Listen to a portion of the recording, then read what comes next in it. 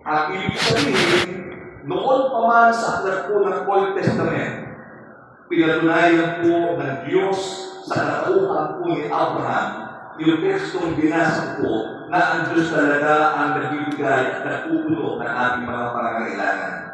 Doon po sa Genesis 22 verse 7, tinawag po ni Isaac ang pansin ng ama. Ano yun, anak? Meron tayong apoy at panggatong, ngunit nasaan ang upang ihahandog po natin para ng Isaac. Sumagot si Abraham, anak, ang Diyos ang magbibigay niyon. Kaya nagpatuloy sila sa paglatag. Sinabi rin po ni Hari David sa awit 23 verse 1, si Yahweh ang aking pastor, hindi ako magkukulang.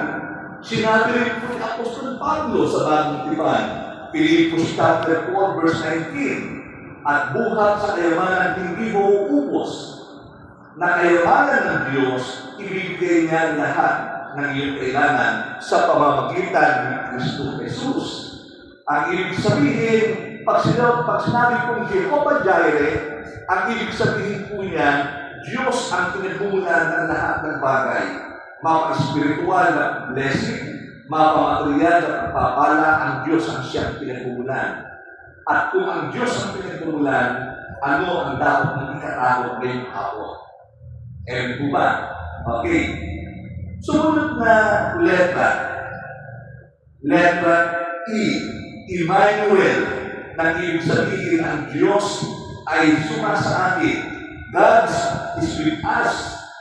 Na-imagine ko lang na kahit isang minuto lamang na hindi natin kasama ang Diyos, ano kaya ang pwedeng mangyari sa atin? Imagine po natin, kahit isang segundo o isang minuto na hindi tayo sinamahan ng Diyos, ano kaya ang pwedeng mangyari sa atin? Naalala po ba niyo yung awit na inaawit natin? Kasama natin ang Diyos. Di ako matatakot, di ako mangangamba, di ako mababalisa, dumaan man ako sa ilog, di ako malulunod, dumaan man ako sa apoy, hindi ako masusunod.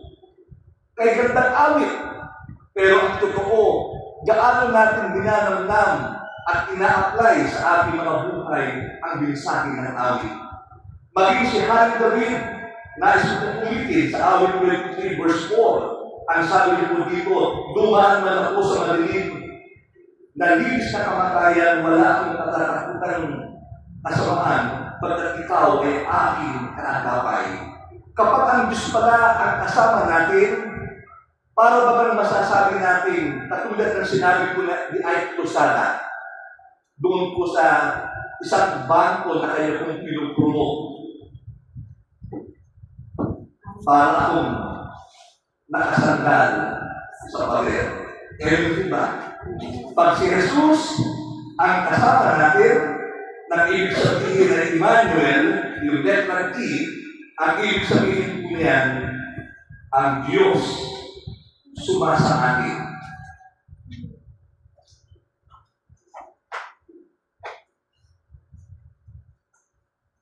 Noong pagpatakbo nung unang araw ng September, alam ko po ang ilan po sa atin ay napangiti. Bakit po? Dahil sumilip na po si Ginoong Jose. Ito na, sumilip na. At hindi lamang sumilip, kundi umawit na po ng paboritong mensahe ko ng Kapaskuhan. Nang ibig sabihin, ang Kapaskuhan at ang muling pag-alaala po natin sa pagtatag ng sanggol na walang iba kundi si Jesus ay hindi po kaya pigilan ng sinuman. Darating at sasapitin po natin ang pagdiriwang ng araw ng Pasko. Kaya po ito binanggit sapagkat noong unang araw ng September 1, binuksan ko na po yung mga parol sa bahay.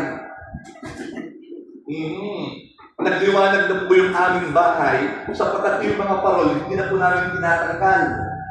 2 parol at mga Christmas night, binuksan ko po doon po sa street namin. Tanging kami lamang po ang may parol at nakasindi. Sila hindi po po nagsisindi. Baka sa darating pang October, sa darating pang December. Sa amin, sinimulan ko na po.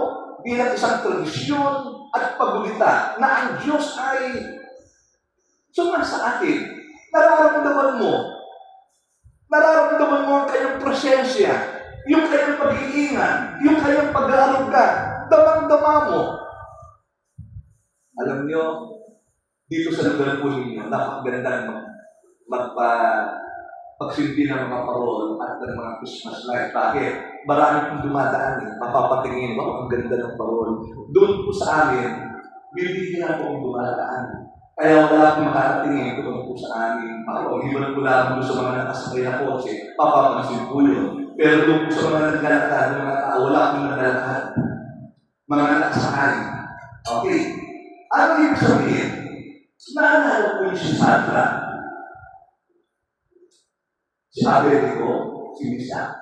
Naalala po nyo?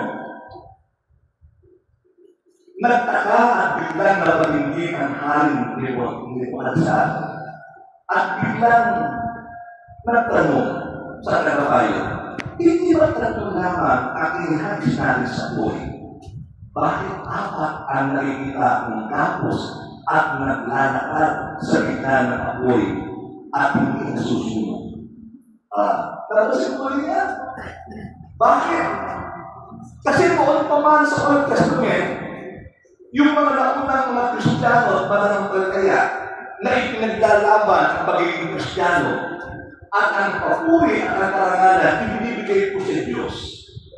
Ipinaranas po nila sa kanila na ang Diyos kaya naman hindi po sila iniwan kahit sa panahon na nagkikita po ng buhay.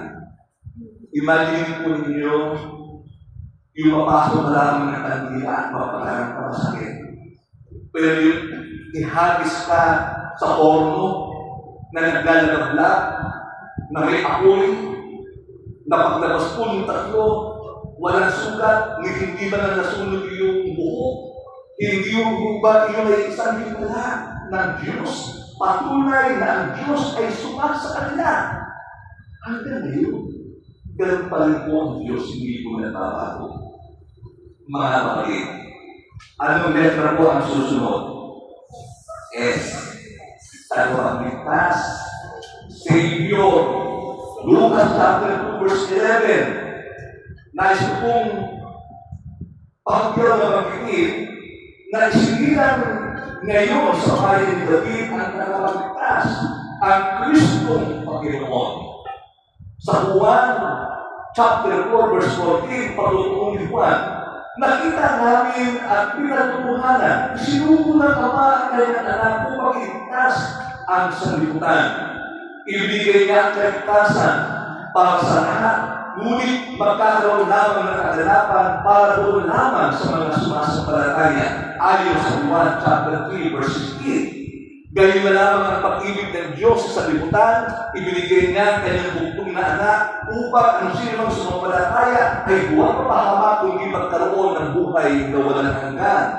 Ang ibig sabihin ng letrang S, tagapagligtas, na ang pangunahing layunin ni Jesus, hindi ka lamang iligtas sa apoy ng impyerno, maging sa physical na pangangalaga ng Diyos, mararamdaman mo ang pangangalaga at pagbabantay sa Kanya.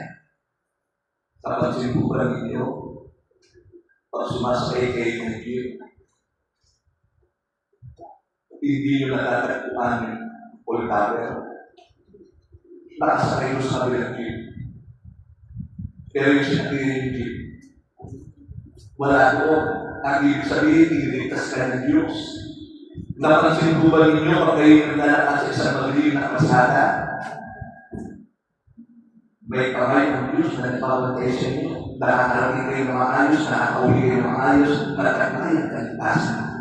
Ang ibig sabihin po niyan, Savior, tagapagligtas ni Jesus.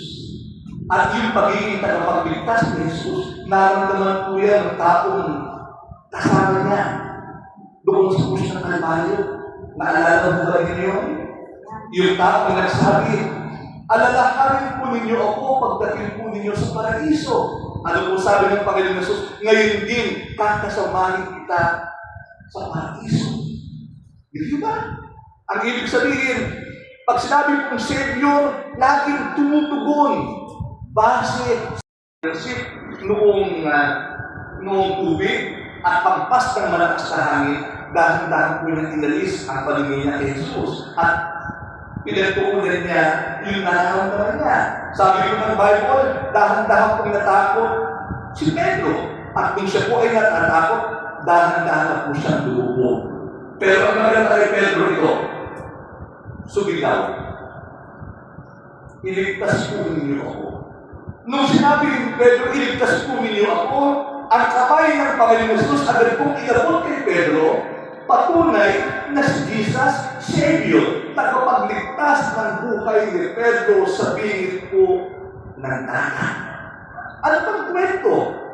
Yung mga alagad naroon po sa bangka, patungo po doon sa kabilang ibayo, inabutan po sila ng malakas na bagyo. Nagsisigawan po ang mga alagad sapagkat mamamatay po sila. Sabi ng mga alagad, hindi ba niyo alintana, lulubog na tayo at mamamatay na tayo? Ginising ang Panginoon Jesus. Nung ginising ang Panginoon Jesus, agad po siyang tumayo at sinabi niya, please, please, still. Tumahimik ang dagat. Anong ibig sabihin noon? Noon pa man, si Jesus tagapagligtas ng buhay ng mga alagad. Hanggang ngayon, kapatid na Nori, si Jesus tagapagligtas ng buhay, tagapagligtas ng mga taong naniniwala at nananampalataya sa Kanya. Kaya hindi nasasayang yung ginagawa nating papuri sa Kanya. Hindi nasasayang yung ginagawa nating pag-awit, doktora niya. Hindi nasasayang yung ginagawa nating pagdapo sa ating simbahan. Bakit? Kasi patunay naman na tumutugon tayo sa ginagawang pagpapamalas ng Diyos ng kanyang kadakilaan at ng kanyang kabutihan. Alam niyo, blessed na blessed ako, kapatid na Dory.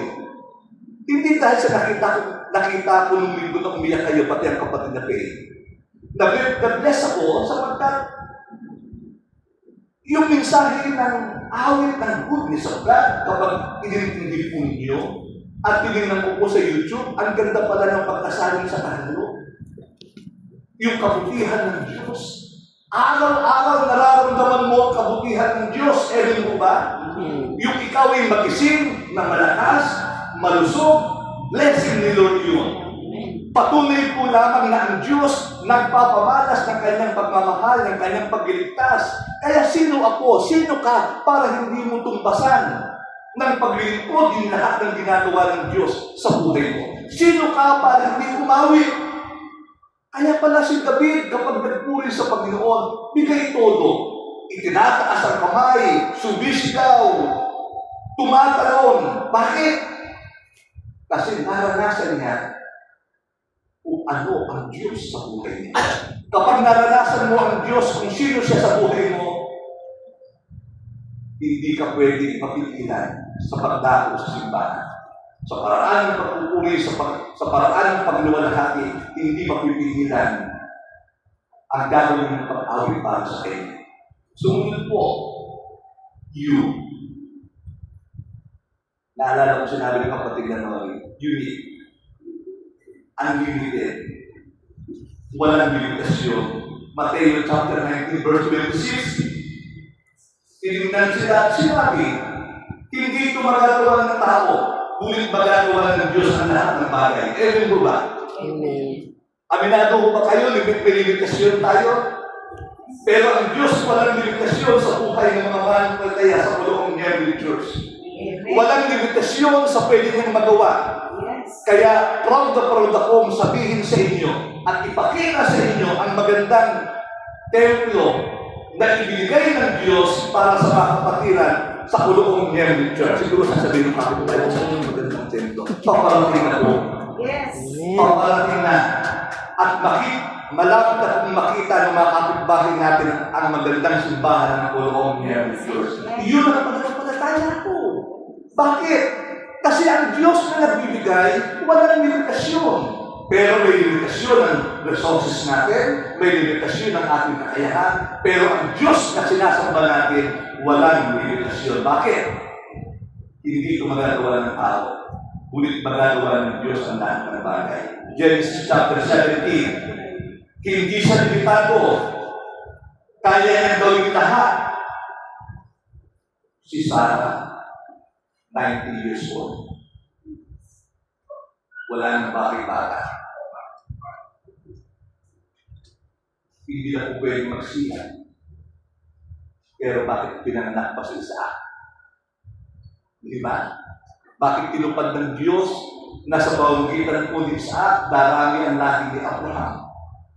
Di ba? Ang imposible sa tao, sa Diyos ko lang imposible. Ewan po ba? Pinagpapalakpakan po natin ng Diyos. Yes. Mga kapatid, ngayon lang po yan, namnamin na po niyo yung init dito sa ating simbahan.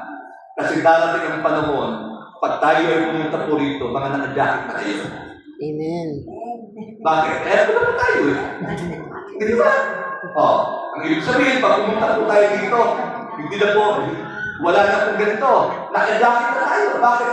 Ang ganda-ganda na po ng simbahan ng Pulong niya ng Diyos. Amen. Yeah. Alam po ninyo, gusto ko sabihin sa inyo, nung ipinadala ko po yung picture na ipinadala ko sa inyo, yung Pulong kay Doktora niya, meron siyang binanggit na nagdasal. Alam nyo, sasabihin ko sa inyo, sabi mo, Pastor, nangyari po. Wow! Tapos ibilos ko sa wano. Siguro, yung unang titingin, para ba nagsasabihin nila? Hindi naman ang pananampalataya ni Pastor Alvin. Sabi ko, ito ang mangyayari. Ito ang gagawin ng Diyos. Ano pa ang gagawin ng Panginoon kapag hindi niya ginawa yun? Ang hinihiling natin, magkaroon tayo ng magandang simbahan. Unique. Walang limitasyon ng Diyos. At noon pa man, pinatunayan na po ng Diyos ang kanyang galing at ang kanyang husay. Pinapatunayan po lamang ng Diyos na yung pangangailangan mo, kaya i-provide ng Diyos. Gawa chapter 18. Genesis chapter 17 verse 17. Muling nagpatira pa si Abraham. Napatawa siya sa kanyang naisip. Isa na siya maganda. Paano siya magkakaroon? Paano siya magkakaroon ng isang supling? Tingnan po dito. Si Abraham napatawa. Bakit? Hindi niya ma-imagine paano magkakaanak ang kanyang asawa ng sa ganung edad. Hello? Hindi naman nakakatawa na sabihin ni Pastor, ito na po yung bagong simbahan ng Pulong niya ng Diyos. Pero ang totoo, wala naman tayo masyadong maraming pera. Hindi ba nakakatawa yun? Kulang po yung resources natin. Yung kinita po natin sa konsyerto, hindi pa po makakasapat sa 2 poste natin. Tignan nyo mga kapatid, mga bata, tumingin kayo kay Pastor. Ang ibig sabihin, mapapatawa ka. Pag ginamit mo yung palingin ng isang tao at yung paliniwala ng isang tao, tatawa ka, sasabihin nyo, si Pastor namamalit ba ka? Si Pastor nangangarap nagising. Pero ako nangangarap at magising ko kanina ng umaga, araw-araw pag ako nagigising, ewan ko sa inyo kung kayo ay tumutupad sa covenant. Basta ako, ginagawa ko kada umaga pagising ko, Panginoon, salamat. Sa napakagandang simbahan ng Pulong niya ng Diyos na nagkakin sa iyo. Sinasabi ko yun, araw-araw.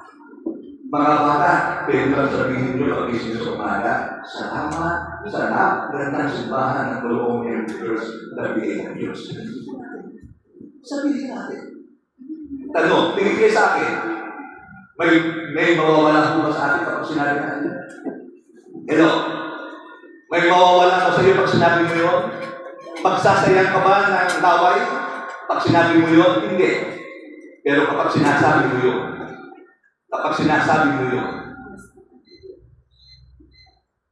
hindi ang kamay ng Diyos. Nagawin niya ang lahat para matunayan na ang Diyos nagbigay.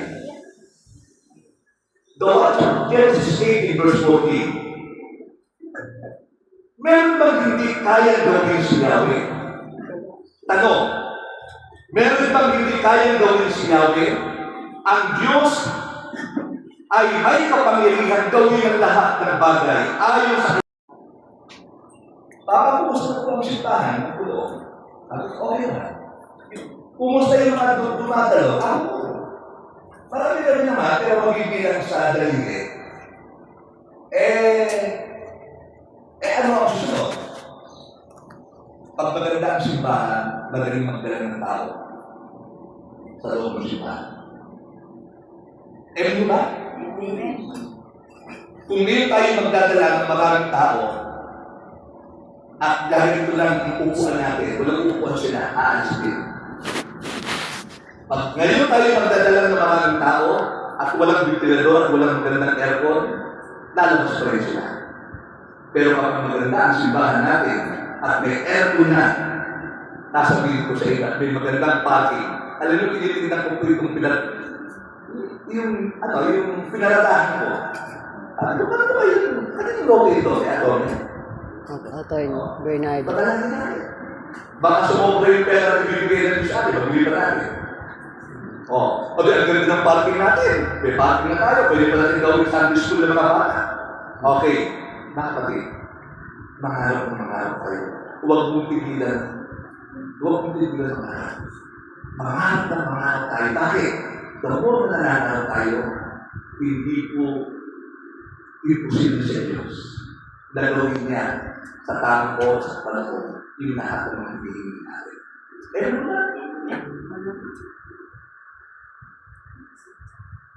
Nangarap na rin ako at pinag-pray natin. Pagdadaan kami sa Ateneo, sumisigaw sa isa, Papa, dyan ako mag-aaral. Nung tinanong po siya ng coach, saan ka pupunta after ng high school? Alam niyo, sabi ng anak ko, hinihintay ko po ang tawag ni Norman Black. Yung panahon niya si Norman Black, coach ng Ateneo. Sabi nung coach niya sa Makuha, napakataas naman ang ambisyon mo. Pero sabi ng mga anak, hinihintay ko ang tawag ni Norman Black. Tapos i-prepare ko namin. Sabi niya, Papa, gusto ko magsuot ng blue. Sino bang blue? Di ba Ateneo lang? Hindi ba? Tinatawag sa Panginoon. Hindi ba? Tinatawag ng Panginoon. Karanasan natin yun. Karanasan natin. Dumataan kami sa Philippines. Sinasabi ko, parang araw na kami dito na. Tawa si pastora, tawa yung mga bata. Pero ang Diyos hindi tumatawa. Pinapakinggan pala ng Diyos yung sinasabi. Pinapakinggan pala ng Diyos kung anong naman ng Diyos. Kapag umiiyak ka, kapag sumisigaw ka, kapag nangangarap ka ng malaki, ino-honor ka niya. Kasi alam ni God, wala kang magagawa. Pero siya may magagawa. Gusto kong sandalan natin ng Diyos. Gusto kong pagtiwalaan natin ng Diyos. Kung maglilingkod tayo, itodo mo ng paglilingkod mo. Huwag mo nang biru-biruin ang paglilingkod sa Diyos. Total naman, ang Diyos nakapangyarihan sa lahat. Bakit ka manahamba? Bakit ka matatakot? Napansin ko ba ninyo? Kung ang bibig ko, Panginoon, pag narin ako sa ulo, huwag mo din ang paulit. Pero kapag ulan, kinagaling niyo, wala na kaligyan. Napansin nyo? Ano na ngayon? September na. September na. Hindi ako pinaabutan ng bagyo dito sa tulog. Lagi ako nakakaligtas. May balitan. Nananakot. Mga kapatid, kung anong mukhang bibig natin, inuulo ni God yan. Kaya please, kung magsasalita ka lamang ng pangit, huwag ka na magsalita. Kung ikaw, sinasabi mong miyembro ka ng Pulokong United Church, West, may trabaho ka ngayon, kada gising mo sa umaga, sasabihin mo, salamat sa magandang simbahan ng Pulokong United Church na galing sa Diyos. Last, S. Ano po S? Sustainer. Awit 55 verse 22. Ilaga ay Yahweh ang iyong sovereignty. Aalayan ka, ipagtatanggulin ang taong matuloy, at kailanman hindi siya bibigyan. Awit 8:4 verse 11, pagkat ang Panginoon si Yahweh, pag-asa at sandalan, kami pinagpala mo sa pag-ibig. Alam po niyo yung awit? Kahit kailan, di ka nagpunan. Kaya ganito po ng awit. Kahit kailan, di ka nagpunan. Alam niyo ba ang paborito kong awit sa himno? Yung God lifted me. Aawitin ko. Ibababa ko lang po yung mic.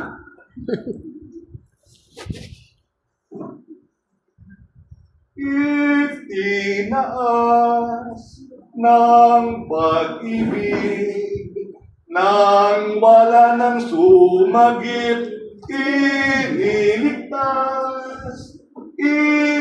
Itinaas ng pag-ibig nang wala nang sumagip, iniligtas.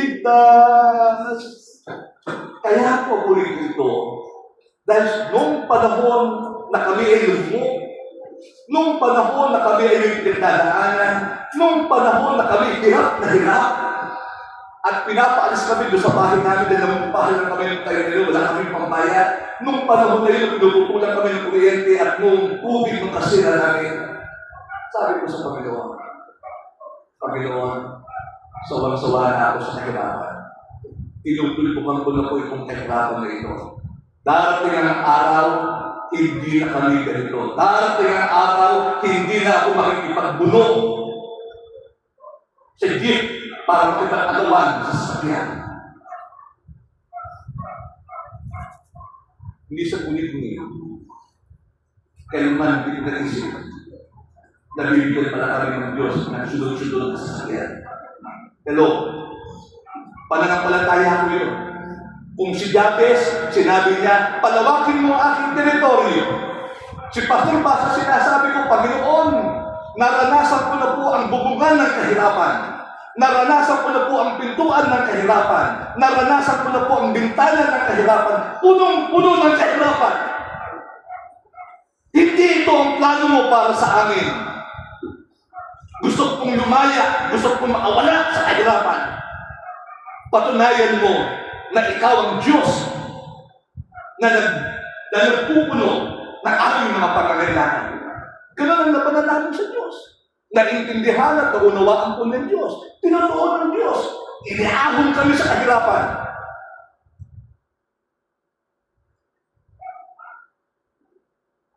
Sabi ko kay Ace, ipinadala ko sa kanya kung magkano kinita po natin sa konsyerto. Alam na po ba niyo lahat kung magkano po kinita natin o hindi po alam? Hindi pa. Hindi pa. Wala pa. Ang kinita po natin sa konsyerto ay 230,000. Pwera yung bigay ni Patricia. Pwera pa yung bigay ni Doktora. Alam niyo, sabi ko kay Ace, ang ganda, no? Magbigay naman tayo. Sabi ko sa kanya, magbigay naman tayo. Okay.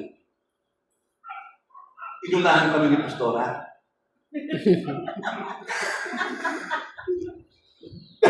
Kanina, sabi niya, tatawag pa ako.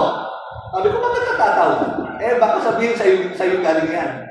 Okay, bibig ko po. Si Pastora pa lang po nagbibigay. Hindi pa kasali si Pastor. Hindi pa kasali ang mga anak ko. Nagbigay po si Pastor, medyo maliit lang. Pero okay na rin. At tanggap na rin po yung medyo maliit. Bigay naman po yun, di ba? Wala naman pong, tinatanggap lang kahit maliit eh. Hindi tanggap. Sabi ko kay Ace, magbigay ay. Alam mo sabi ng anak ko, pag mamayabang ko sa inyo, sabihin mo sa mga taga-tulong, pangunahan na nila.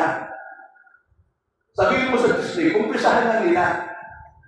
Kasi hindi mahirap na tayo magtapos. Ayun ba? Pinapalitin ko sa inyo. Pinapalitin ko sa inyo. Pananampalataya yun eh. Pananampalataya yun. Doon sa babaeng balo, kulang ng langis, kulang ng harina. Di ba tuloy-tuloy? Bakit tuminto? Bakit tuminto? Wala namang paglagyan. Wala namang paglagyan. Lahat puno. Lahat puno. Wala namang paglagyan. Tuminto, yung agos ng papapala. Pakisabi nga sa katabi mo, kapatid, marami kang paglalagyan. Hello! Hallelujah! Marami kang paglalagyan. Amen. Marami po tayong paglalagyan. Bakit?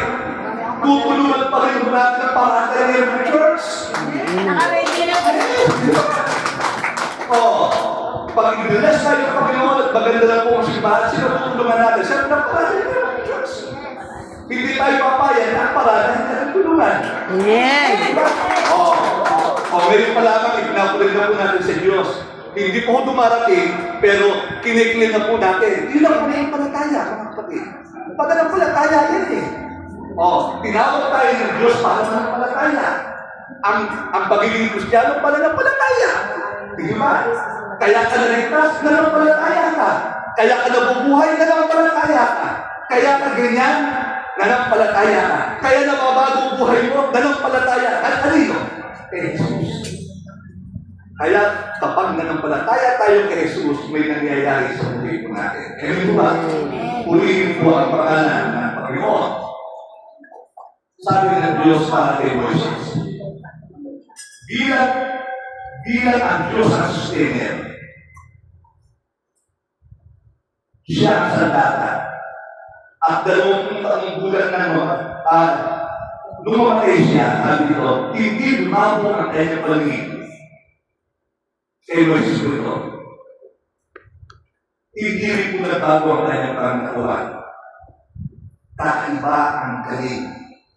Ang galing talaga ng Diyos. Walang imposible sa kanya. Sabi ko ni David, naging bata ako. At naging maganda. Pero kailanman, hindi ko nakitang namalimos ang taong naging tapat sa Diyos.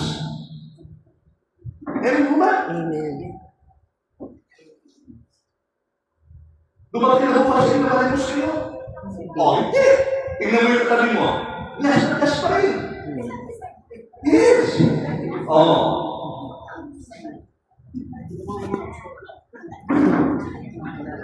Pagsusuli sa sarili po natin, sa ating pananampalataya. Ngayong taon, bago po matapos, si Jesus ang Jehovah God. Paniwalaan mo lamang na ang taong ito may paparating na pagpapala sa tulong ng Diyos. Paniwalaan mo lamang na may mangyayari sa buhay spiritual mo at sa material na blessing na paparating sa iyo. Yes. Paniwalaan mo na ngayong taon na ito, may gagawin na malaki ang Diyos sa buhay ng mga kapatiran sa kulong ng Diyos. Amen. Mga kapatid, sa Bible, ilang beses mo lang binanggit ang salitang Kristiyano kapatid na araw. Pero ang daming makabasa na salitang believe, maniwala, maniwala, maniwala. Ang trabaho mo bilang Kristiyano, maniwala lang. Hindi mo trabaho ang mag-analyze kung paano gagawin ni Lord. Hindi mo trabaho ang mag-isip. Trabaho yun ng Diyos. Kasi pag nag-isip ka, lalong sasakit ang ilo mo. Bakit? 70,000 na isang poste. Kapatid na Lori. Ang bigat, 96,000. Masasakit ang ulo mo. Pero kapag ipinasa mo si Diyos, bahala si Lord. Di bahala si Lord. Ipinasa mo na. Huwag natin akuin.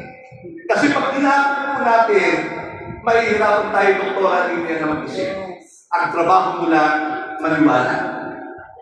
Sabi ng babae, inaagasan, mahawakan ko lang ang dalayan ng damit ni Jesus. Gagaling ako.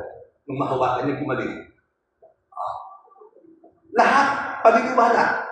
Sabi ng Panginoon Jesus sa mga alagad, Kayo ang magpapakain sa kanila. Umiral yung pagiging realidad ng mga alaga. Kahit 200 dinaryo yung makakabili ng tinapay.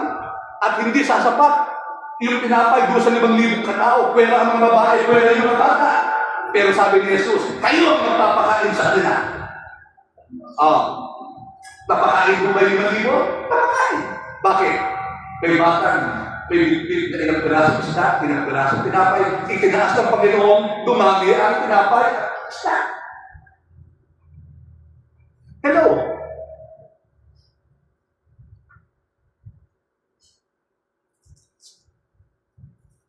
Marami pong mga bagong sundalo na dumating po sa krami. Tumayo po yung isang opisyal. Sabi niya doon sa mga sundalo, ngayon, kayo ay nagdesisyon at pumasok na magsusundalo ka kayo. Pangatawanan ninyo. Pangatawanan ninyo. Hello mga kapatid. Nagdesisyon tayo na maging Kristiyan, niloob ng Diyos. Nagdesisyon ka na dito ka mamirnihan sa Colocong ng Church kahit hindi ka na ang simbahan. Nililibot dito. Total naman, inuntisahan mo lang mag-desisyon. Pakisabi sa katabi mo, pangatawanan mo na. Pangatawanan mo na. Yes! Pangatawanan mo na! Huwag mong iwanan ang Colocong ng Church. Amen. Pangatawanan mo na, dito ka tinawag ng Diyos. Pangatawanan mo na. Nakapatid, tingin. Ako pa natatalaga ko. Yun, very good.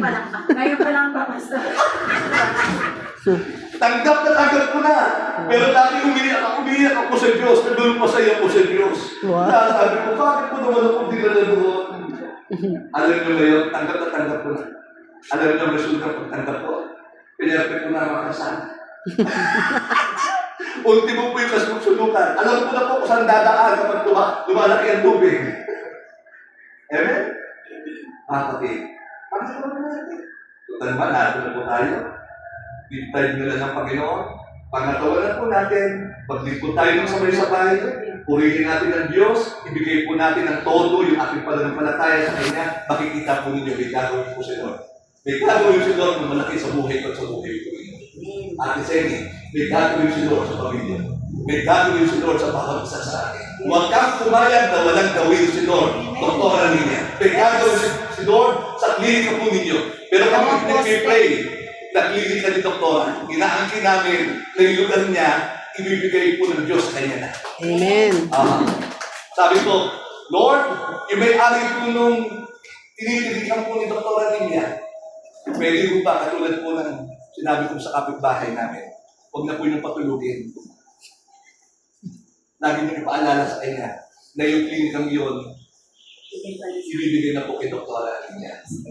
Amen po ba naman? Amen. Palakpakan po natin ang Panginoon. Magandang hapon po. Pagpalaki tayo ng Panginoon. Ma'am G, last program po.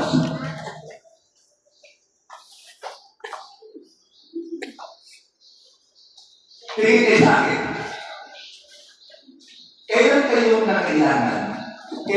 nangailangan labing mo kayo ng Diyos? Tingin. Kailan kayo nangailangan labing mo kayo ng Diyos? Play. Di ba kapag may tayong pangangailangan, may kumakatok na blessing sa atin, may dumarating na biyaya. Ulitin ko po ang tanong. Kailan kayo nangailangan labing mo tayo ng Diyos? Pagpalain po tayo ng Panginoon.